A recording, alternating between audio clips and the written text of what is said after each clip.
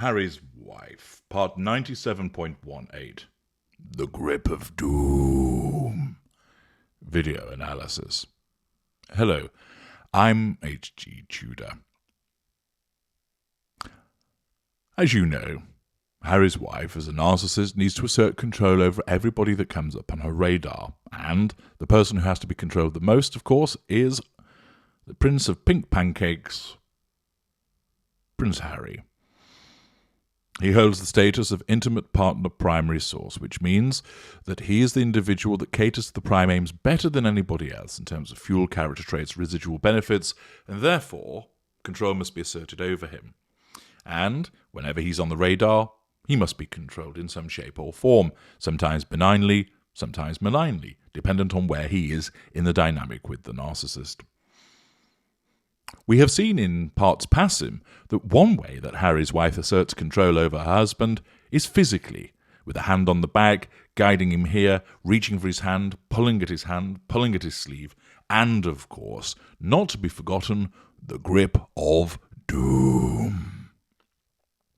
Yes, the grip of doom that is used for the purposes of controlling him as she holds onto him, almost as if she was in the sea drowning, holding onto his hand so tightly at all instances, in order, of course, to assert control over him, to demonstrate, subconsciously, of course, he is a possession, that he is in fact attached to her, an extension of what she is.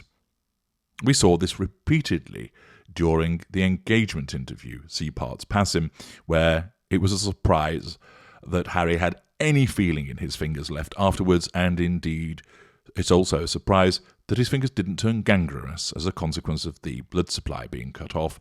Such was the grip that she maintained upon him. Now we're going to see the grip of doom in full effect, but also, for the purposes of balance, we're going to compare it to everybody else.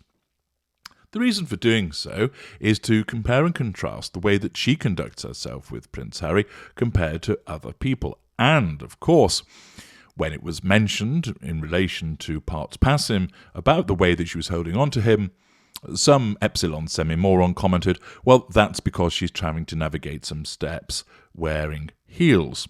Okay, that might be the reason. So presumably lots of other people will be exiting St. Paul's Cathedral also holding on for dear life to the relevant partner.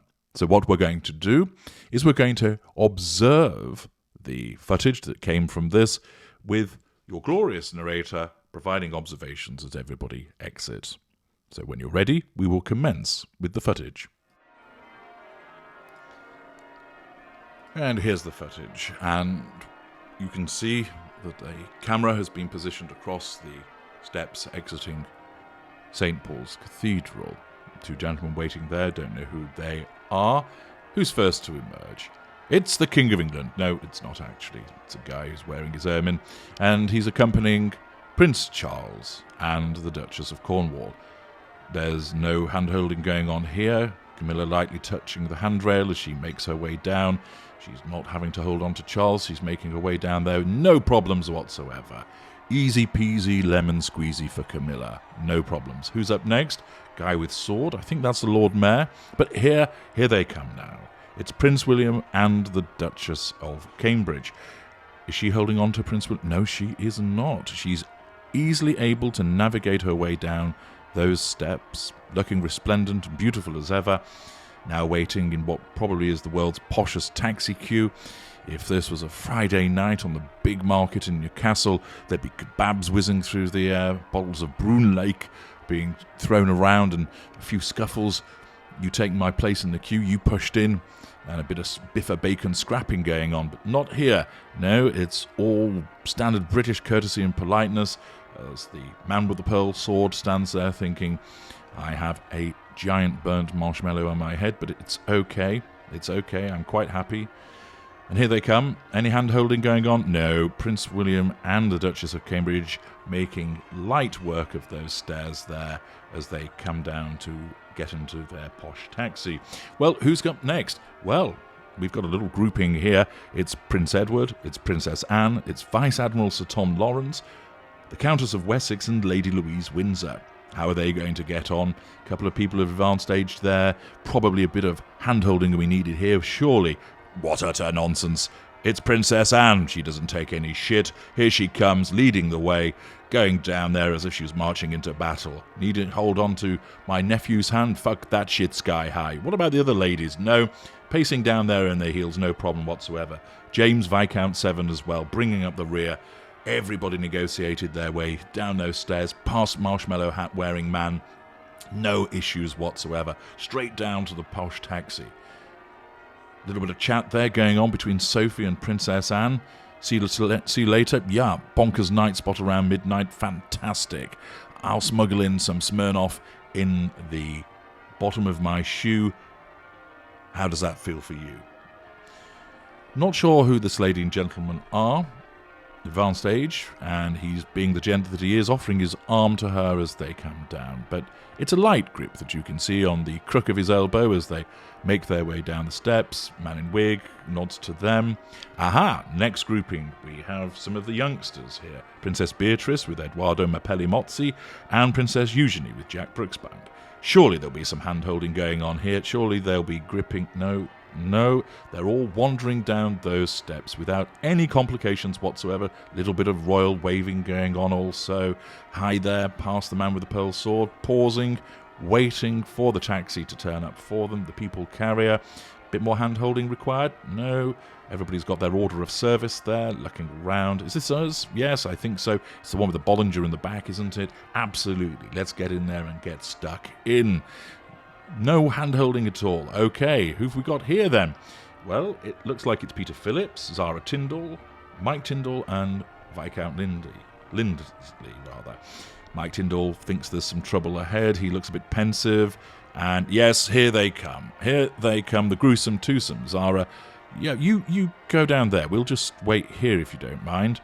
Peter Phillips, yeah, I'm quite all right here, actually. Don't worry about us. And already you can see the grip of doom is being demonstrated as she's holding on to Prince Harry's hand. He gives a little shimmy there, suggesting that he might make his way to Bonkers Night Spot. Viscount Lindley staying out of the way there. Him and Mike discussing building a new extension, perhaps, at one of their properties. I built it this size, says Mike, and I didn't think it would fit in, but it did. Zara, you go ahead, she's saying. We're all right up here. We're waiting for the kebabs. And down they come. Grip, grip, grip, grip, grip. It almost looks like a false hand, doesn't it? The fingers aren't quite coiled around, but holding on tight nevertheless. Perhaps the gloves are a little bit stiff. All the way down, all the way down. Finally, Harry has to let go in order to go and shake the hands of somebody else. But of all the individuals that have paced down those steps, nobody was doing the hand gripping. There was no grip of doom. But let's see what else happens. It's back up to the top of the steps. Zara there in the candy floss pink, perhaps one would describe, and being joined by Lady Sarah Chatto. She's giving it a bit of chat, as you'd expect from the Chatto. Car going. Bring up the next one. Hurry, hurry. These are important people. Don't fuck it up. Here come Mike and Zara. And they've gone for a bit of hand-holding. There we are. Down there. Light grip. Yep, very good. He's being gentle. The man could crush you as much as look at you. Bit of wave, let's go. And another wave there. The grip can be relinquished. Arm on the hand. Steer him in. Only the coach for these guys. Must be the party bus. Well, who've we got coming up next? It's Prince Michael and Princess Michael of Kent, and Lady Gabriella Windsor and Thomas Kingston, and a whole raft of people. Little bit of hand-holding there. No hand-holding as all those people come down those stairs. Lady Gabriella Windsor feels that it's appropriate to hold on to hubby's hand there, but everybody else that's in front of them, they're relaxed, hands down by their side, holding their purses and orders of service. No need for a grip of doom. Couple bringing up the rear there, not entirely sure who they are. I think it is actually, it may well be, I think, Lord Frederick Windsor and Sophie Winkleman. And there we have it.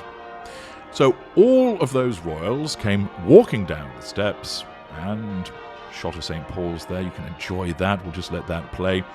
But all of those people walk down those steps, some of them much older than the others.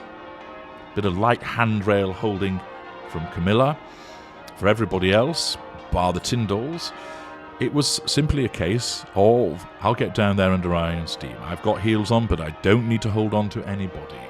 Notice, however, from the moment she appeared at the top of the steps until all the way down those steps, the grip of doom was evident, and it was necessary for the purposes of ensuring that she had control of Harry, to demonstrate that he's a possession. How do we know this? It's the interpretation of the way that a narcissist would behave. I'm H.G. Tudor. Thank you for listening.